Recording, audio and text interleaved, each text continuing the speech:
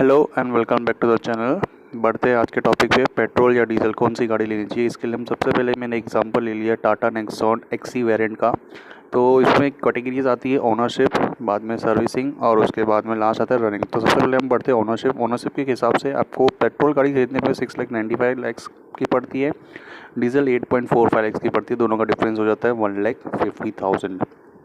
इतना ही नहीं, अगर आपने 1,50,000 रुपीज़ एक्स्ट्रा डीजल पे लिया है तो उस पर एक्स्ट्रा आरटीओ पासिंग के लिए आपको कम से कम 4% के हिसाब से आपको 6,000 रुपये एक्स्ट्रा जाएगा। और इतना ही नहीं, अगर आपने ईएमआई पे लिया है, लोन पे लिया है, तो 10% के हिसाब से आपका जो एक्स्ट्रा है 1,50,000 पे आपको 75,000 लगभग आपको 5 साल में एक्स्ट्रा पे करने पड़ते हैं। तो ये टोटल कितना हो जाता है? टोटल हो जाता है कुछ 2,31,000। ये आपका एक्स्ट्रा हो गया। फ़िलहाल के लिए एक्स्ट्रा इतना ही लिखता हूँ। इसके बाद हम लोग सर्विसिंग पे बढ़ते हैं।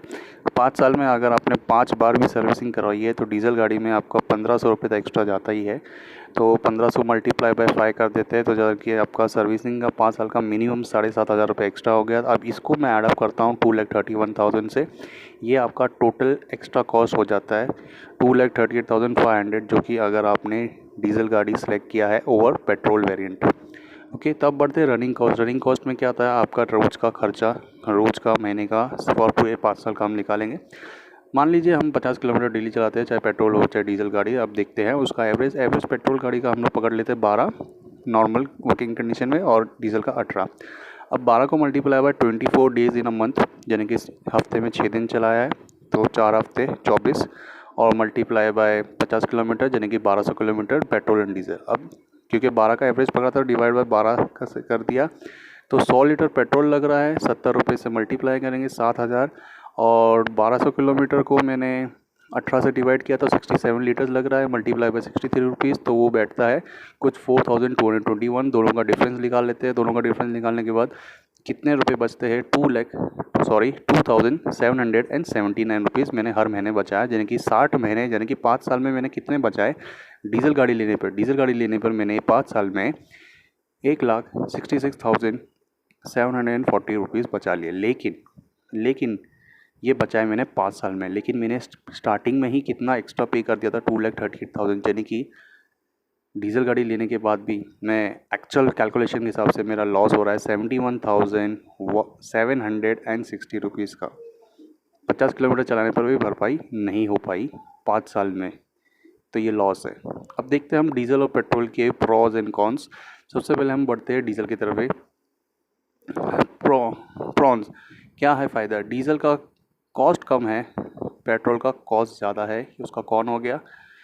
ओके, एवरेज डीजल की गाड़ी की ज़्यादा होती है, लेकिन यहाँ पे पेट्रोल की गाड़ी की एवरेज कम होती है। लेकिन इनिशियल कॉस्ट, ओनरशिप कॉस्ट, यानी कि जैसा कि हमने देखा हमारे कैलकुलेशन से, वो डीजल गाड़ी में ज़्यादा होती है, पेट्रोल गाड़ी में कम होती है।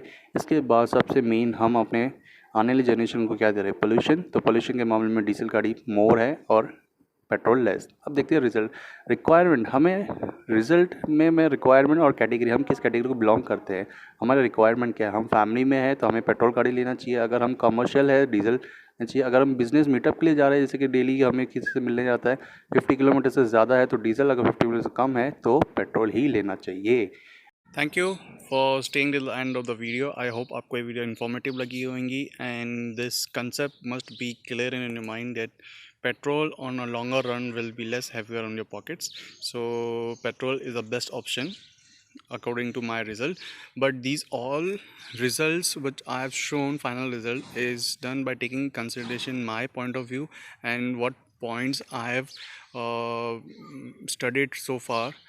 And if at all any point or any consideration which I have not considered and which can change the final result that petrol is much better option, please comment so that I can take that point into consideration. I can investigate, I can study more, and then I can make another video on this same topic and clear out the concept. And for time being, according to my consideration and my study, petrol is much better option. It will be less heavy on your pocket. So thank you for staying till the end of the video. Keep liking, sharing and subscribing. Stay at home, stay safe. Bye, take care. Jai Hind.